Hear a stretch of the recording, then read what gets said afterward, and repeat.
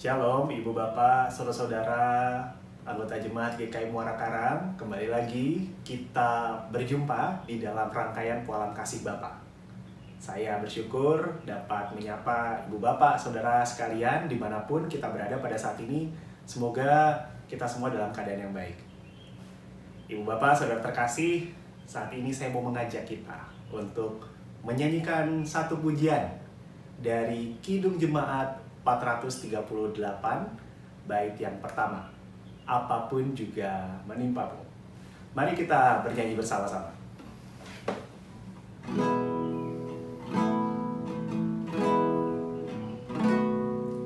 Apapun juga menimpamu, Tuhan menjagamu. Naungan kasih-Nya pelindungmu, Tuhan menjagamu. Tuhan menjagamu waktu tenang atau tegang. Dia menjagamu, Tuhan menjagamu. Sekali lagi kita nyanyikan. Apapun juga menimpamu, Tuhan menjagamu. Naungan kasih-Nya pelindungmu, Tuhan menjagamu.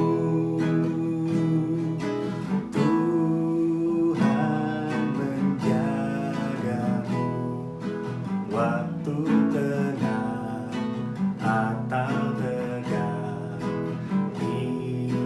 Dia menjagamu, Tuhan menjagamu.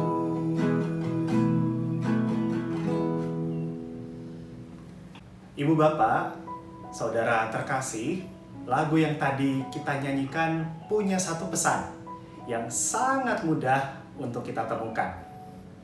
Pesannya gampang ditemukan karena sering diulang kalimat ini. Dulu waktu saya berkuliah, saya diajari untuk memperhatikan frasa atau kalimat yang sering diulang dalam sebuah tulisan. Pertama, itu bisa menjadi sebuah kata kunci atau kalimat kunci. Dan yang kedua, itu bisa memang kita diajak oleh penulisnya untuk mengingat kata atau kalimat itu.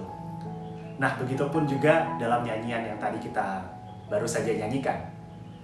Kalimat kunci dari nyanyian ini yang perlu kita tanamkan dalam hati kita adalah Tuhan menjagamu. Setiap peristiwa yang menimpamu, Tuhan menjagamu. Saat tenang atau menegangkan sekalipun dalam hidup kita, Tuhan menjaga kita. Kata menjaga biasanya ditujukan kepada seseorang yang sedang merasa takut atau membutuhkan perlindungan.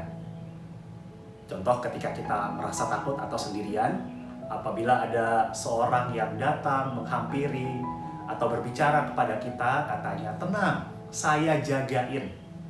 Jangan takut." Pasti setidaknya kita merasa lebih tenang dan yakin dari sebelumnya. Ibu Bapak, Saudara terkasih, inilah yang dialami oleh Musa.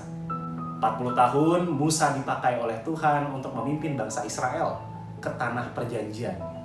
Namun dalam waktu yang singkat, Yosua dipilih Allah untuk menggantikan Musa dan langsung dengan misi memimpin bangsa Israel masuk ke tanah perjanjian. Sangat mungkin Yosua saat itu merasa tidak mampu untuk mengemban tanggung jawab sebesar ini. Misi yang dilakukannya ini adalah misi yang bahkan belum pernah dan tidak akan dilakukan oleh pendahulunya. Mari kita bayangkan menjadi Yosua. Jika kita berada di posisi Yosua, wajar sekali kita menjadi takut. Lalu apa yang terjadi, Ibu Bapak, Saudara terkasih, pada diri Yosua? Mari kita membacanya bersama-sama di dalam Ulangan pasal 31 ayat 7 sampai 8. Mari kita baca bersama. Lalu Musa memanggil Yosua dan berkata kepadanya di depan seluruh orang Israel, "Kuatkan dan teguhkanlah hatimu, sebab engkau akan masuk bersama-sama dengan bangsa ini ke negeri yang dijanjikan Tuhan dengan sumpah kepada nenek moyang mereka untuk memberikannya kepada mereka. Dan engkau akan memimpin mereka sampai mereka memilikinya. Sebab Tuhan, Dia sendiri akan berjalan di depanmu. Dia sendiri akan menyertai engkau. Dia tidak akan membiarkan engkau dan tidak akan meninggalkan engkau. Janganlah takut dan janganlah patah hati." Kuatkan dan teguhkanlah hatimu, sebab Tuhan menjagamu. Dia akan berjalan di depanmu, Dia akan menyertaimu, Dia tidak akan membiarkanmu, apalagi meninggalkanmu. Ini sebuah pengingat yang sangat berarti bagi Yosua. Apapun yang akan terjadi, Tuhan menjagamu. Jangan ketakutanmu membuatmu tidak yakin dengan perutusan dari Tuhan ini. Ibu bapak, saudara terkasih, rasanya kita tidak perlu lagi diingatkan tentang situasi yang kita sedang hadapi pada saat ini.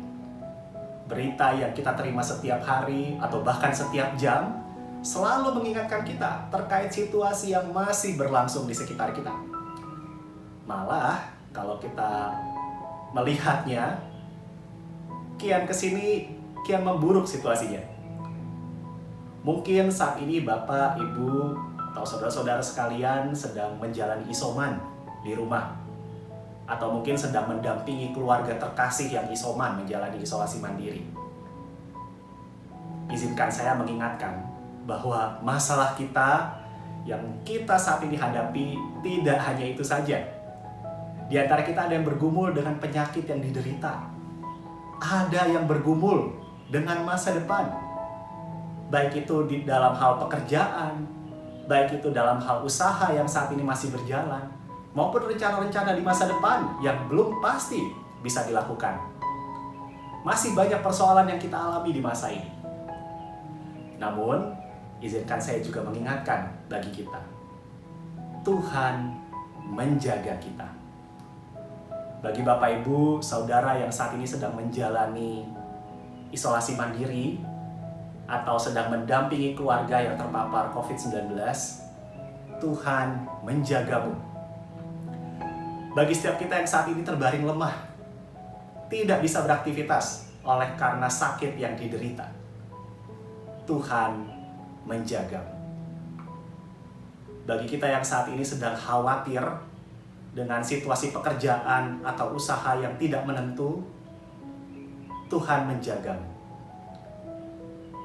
Bagi kita yang saat ini sedang gamang karena semua rencana di tahun ini terancam batal, Tuhan menjagamu. Bagi kita yang saat ini mengalami tekanan mental yang berat, depresi yang berat, Tuhan menjagamu. Bahkan bagi kita yang saat ini merasa bahwa Tuhan tidak sedang menjaga saudara, saat ini Tuhan sedang menjaga kita. Ibu, Bapak, Saudara yang terkasih di dalam Tuhan, perenungan kita kali ini mengajak kita untuk menghadapi semua yang ada di hadapan kita, semua yang ada di dalam hidup kita dengan keyakinan Tuhan menjaga kita.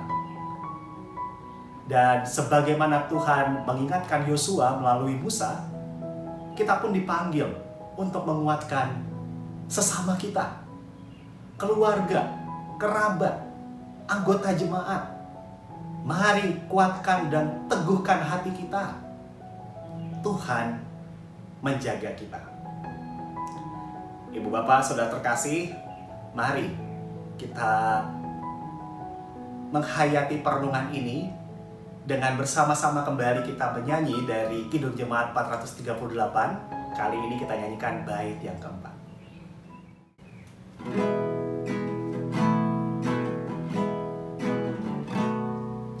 Cobaan apa mengganggumu, Tuhan menjagamu.